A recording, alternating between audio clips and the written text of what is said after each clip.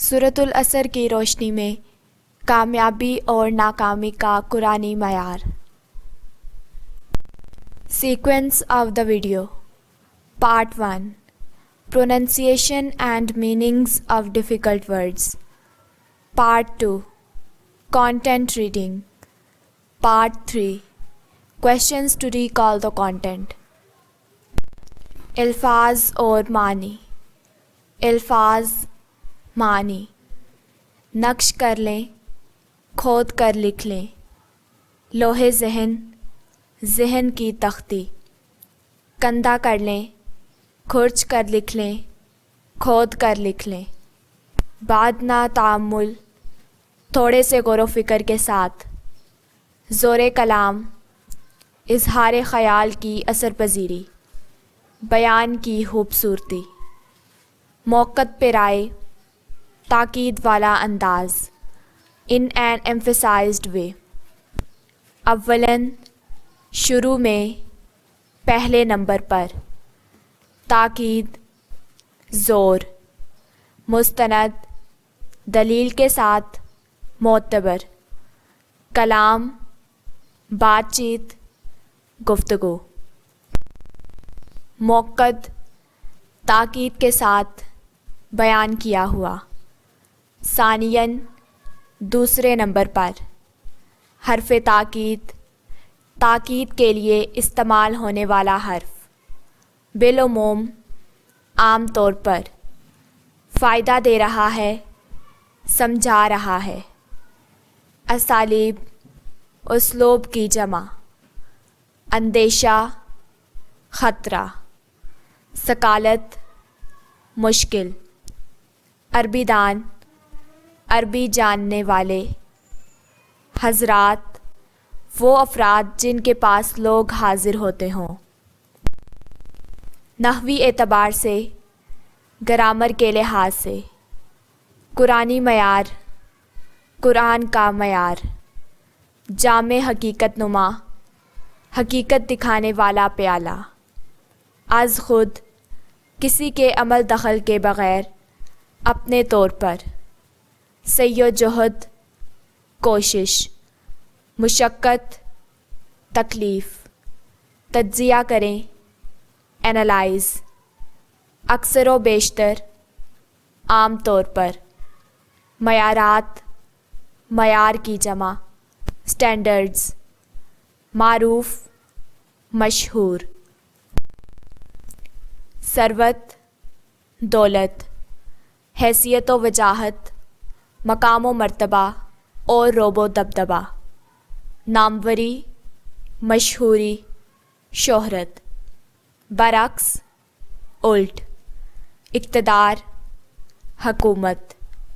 غلبہ، تسلط، فتح، برتری۔ تن، جسم۔ مناسب، موزوں، سیوٹیبل۔ پونجی، سرمایہ، مال تجارت، دولت۔ دامن، پلہ۔ از روئے قرآن، قرآن کے مطابق۔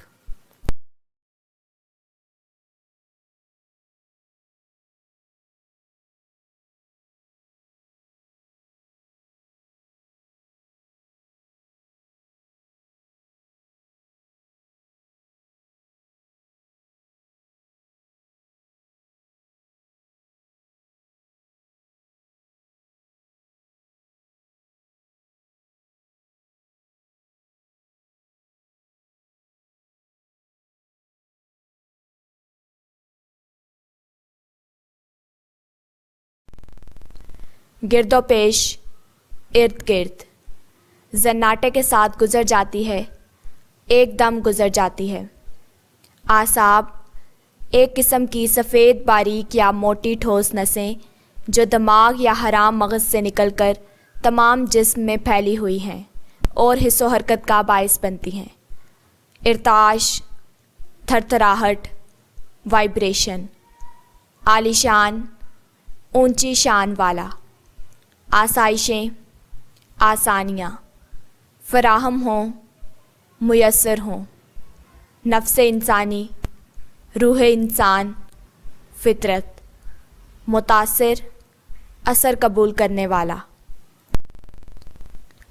تاثر قبول کرتا ہے، اثر قبول کرتا ہے، چمک دمک، آب و تاب، سجاوٹ، خلقی کمزوریوں، پیدائشی کمزوریوں، اعادہ، ریپیٹیشن، دہرائی، منتقل کیا جاتا رہے، ٹرانسفر کیا جاتا رہے، بکثرت، کثرت کے ساتھ، بکثرت، بہت زیادہ، طرز عمل، عمل کا طریقہ، واضح، کلیئر، مستحضر، یاد، محفوظ، حفظ، محض، صرف، ادنیٰ درجے، معمولی درجے، تصور، خیال، مذکورہ بالا جن کا اوپر ذکر کیا جا چکا ہے، صفات، صفت کی جمع، خوبیاں، امکانی طور پر، ممکنہ طور پر، کامیابی محض، صرف کامیابی، حصول، حاصل کرنا، قناعت، جو کچھ مل جائے اس پر صبر کر لینے کی عادت، ہلکے درجے، معمولی درجے، اسلوب، طریقہ، تقاضا، مطالبہ، خواہش، تاکید، فوز و فلاح، کامیابی اور بہتری، جامع اصطلاح، تمام پہلوؤں کا احاطہ کرنے والی اصطلاح، the term that covers all aspects، بیان، گفتگو، تشریح، یعنی متکلم کی اس سے یہ مراد ہے، متکلم، بات کرنے والا، فرسٹ پرسن، سیرت، کردار کی پاکیزگی، انتہائی جامع، بہت زیادہ وسعت کی حامل، معارف، معرفت کی جمع،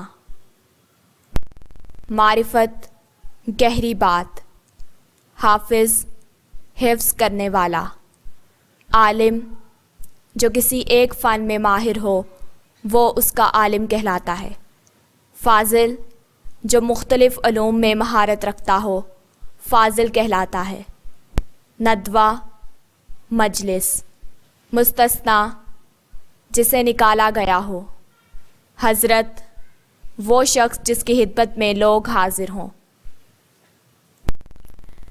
عبارت کا تجزیہ۔ اس سورہ مبارکہ پر اگر غور کیا جائے اور اس کا ترجمہ سامنے رکھا جائے تو یہ بات واضح ہوگی کہ اگرچہ اس کی آیات 3 ہیں لیکن ان تینوں کو جوڑنے سے ایک سادہ جملہ، سمپل سٹیٹمنٹ وجود میں آتا ہے، اس لیے کہ اس کی درمیانی آیت ان الانسان لفی خسر نہ صرف یہ کہ عددی اعتبار سے اس سورہ مبارکہ کی مرکزی آیت قرار پاتی ہے بلکہ مضمون کے اعتبار سے بھی مرکزی اہمیت کی حامل ہے۔ اس میں انسان کے خسارے اور گھاٹے اور اس کی ہلاکت و بربادی کا ایک عجیب مایوس کن نقشہ سامنے آتا ہے۔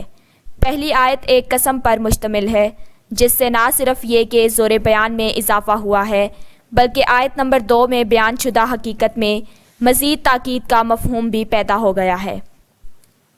یہ دونوں آیات مل کر ایک قاعدہ کلیہ کے بیان کی حیثیت اختیار کرتی ہیں جس سے ایک استثناء کو تیسری آیت بیان کر رہی ہے۔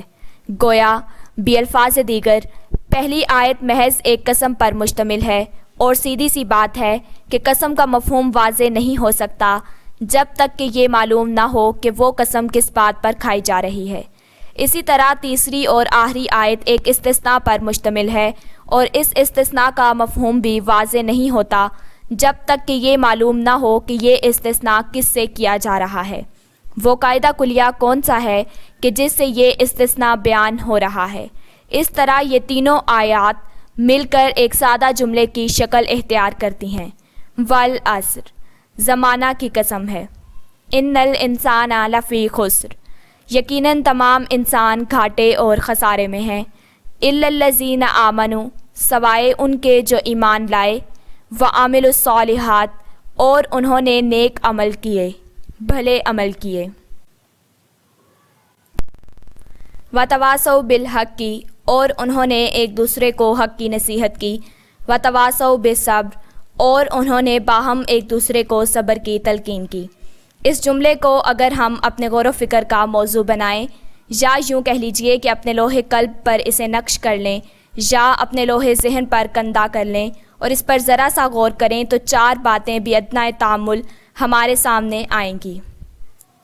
زور کلام، تاکید کی انتہا۔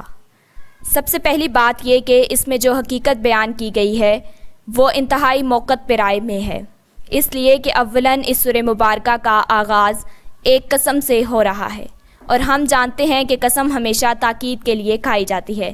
اگرچہ قرآن مجید کو اللہ کا کلام ماننے اور اس پر یقین رکھنے والوں کے لیے محض اللہ کا فرمانا ہی انتہائی تاکید کا حامل ہے کہ مستند ہے ان کا فرمایا ہوا، لیکن جہاں اللہ تعالیٰ کسی بات کو مزید موقت کرنا چاہتے ہیں وہاں اس کے آغاز میں مضمون کی نسبت سے کسی قسم کا اضافہ فرما دیتے ہیں۔ ثانیاً، آیت نمبر 2 کا آغاز ایک حرف تاکید سے ہو رہا ہے۔ عربی زبان سے معمولی سی واقفیت رکھنے والے حضرات بھی جانتے ہیں کہ حرف انا تاکید کے لیے آتا ہے، جس کا ترجمہ بالعموم ہوتا ہے تحقیق، یقیناً، بلا شک و شبہ۔ پھر اسی آیت میں لام تاکید کا اضافہ بھی ہوا ہے۔ لفی خسر میں لام تاکید کا فائدہ دے رہا ہے۔ تاکید کے مزید کئی اسالیب بھی اسی سورہ مبارکہ میں اختیار کیے گئے ہیں، لیکن اندیشہ ہے کہ یہاں ان کا بیان کچھ ثقالت کا حامل ہو جائے گا۔ تاہم عربی دان حضرات جانتے ہیں کہ عربی زبان میں کسی کلام میں زور پیدا کرنے کے لیے جتنے ممکن اسالیب ہیں وہ سب کے سب اس مختصر سی صورت میں جمع کر دیے گئے ہیں، جو نحوی اعتبار سے ایک سادہ جملے پر مشتمل ہے۔ کامیابی اور ناکامی کا قرآنی معیار۔ دوسری بات جو اس سورہ مبارکہ پر معمولی سے غور و فکر کے نتیجے میں سامنے آتی ہے، بلکہ یہ کہنا غلط نہ ہوگا کہ اس جامع حقیقت نما سے از خود چھلک رہی ہے، یہ ہے کہ اس میں انسان کی کامیابی اور ناکامی کا ایک معیار وارد ہوا ہے۔ ہر شخص جو اس دنیا میں زندگی بسر کر رہا ہے، بھاگ دوڑ، سعی و جہد اور محنت و مشقت کر رہا ہے، کامیابی کا کوئی نہ کوئی معیار اس کے سامنے ہے۔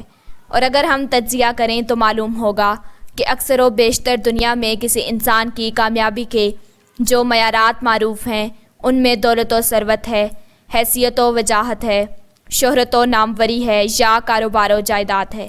ان چیزوں سے بالعموم کسی انسان کی کامیابی یا ناکامی کو ناپا جاتا ہے، لیکن اس سورہ مبارکہ میں اس کے بالکل برعکس تصور سامنے آتا ہے کہ انسان کی کامیابی نہ دولت و ثروت سے ہے، نہ شہرت و ناموری سے ہے، نہ حیثیت و وجاہت سے ہے، نہ دنیاوی اقتدار و غلبے سے، بلکہ انسان کی کامیابی کے 4 لوازم ہیں، یعنی ایمان، عمل صالح، تواصی بالحق اور تواصی بالصبر۔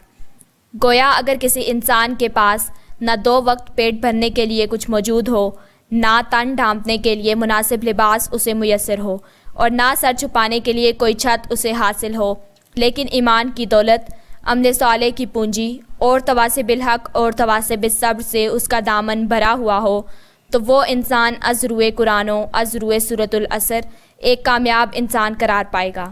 اس کے برعکس کسی کے پاس خواہ نمرود اور فرعون کی سی بادشاہی ہو، قارون کا سا خزانہ ہو یا دنیا کی دوسری تمام نعمتیں انتہائی کثرت اور بہتات کے ساتھ جمع ہو گئی ہوں، لیکن اگر وہ دولت ایمان سے محروم ہے، اعمال صالحہ کی پونجی سے تہی دامن ہے، تواصی بالحق اور تواصی بالصبر سے عاری ہے، تو وہ شخص از روئے سورۃ العصر ناکام ہے، خائب و خاسر اور نامراد ہے۔